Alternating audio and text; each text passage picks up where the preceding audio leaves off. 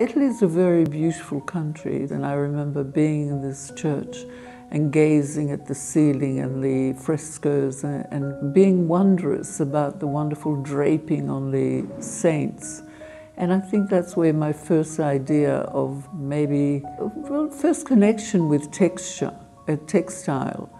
But then my mother took me to a dressmaker and I discovered what I wanted to do in life at the age of 6. I decided I wanted to be a fashion designer. I wanted to create beautiful fashion. I think if you have something in mind that you really love, that you know you will love, eventually you find a way.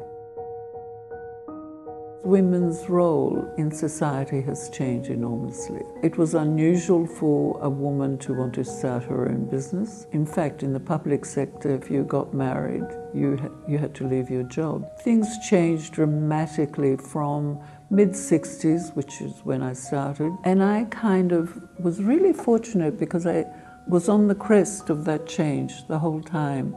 I was part of that change. I was one of the many women who wanted to have a job, wanted to have a career, wanted to be in charge of their existence, their life, wanted to really take hold of their life, and so that was important. So it was really wonderful, and throughout my career, I have seen the evolution of women in the workforce.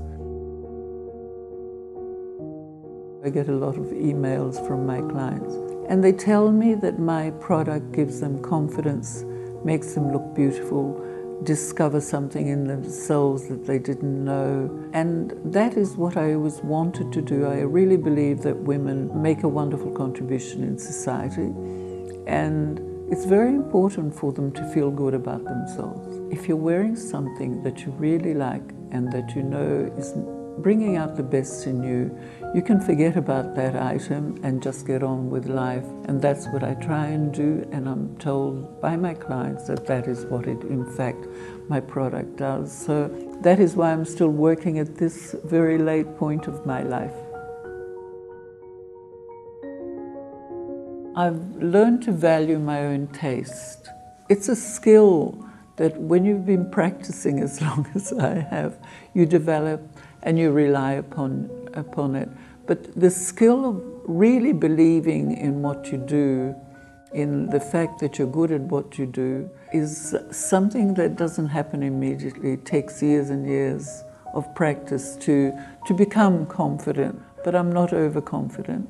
Each collection that I launch, I think, oh my God, what if they hate this one? What if they pan me? And that kind of nervousness is really good because it makes you try hard. And I actually believe competition is excellent. That's stimulating. You know you have to try hard, you know you have to be good, otherwise why would your client come to you?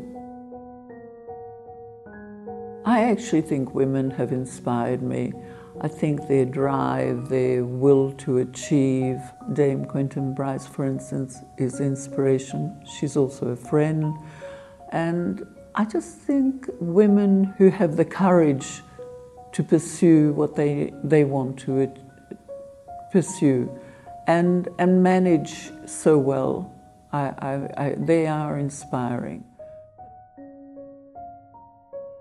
In fashion, you become synonymous with your brand. So that portrait was in fact taken for the Harper's Bazaar Woman of the Year award. And when I was asked, would I mind if they created that into a portrait, I was very honored because I think there's something magical about portraits, about people. I love portraits, they're my favorite. Portraits of people, particularly people that have done something, are very interesting. And this is where it's landed, which is fabulous. So it was a great honor. I'm delighted, thank you.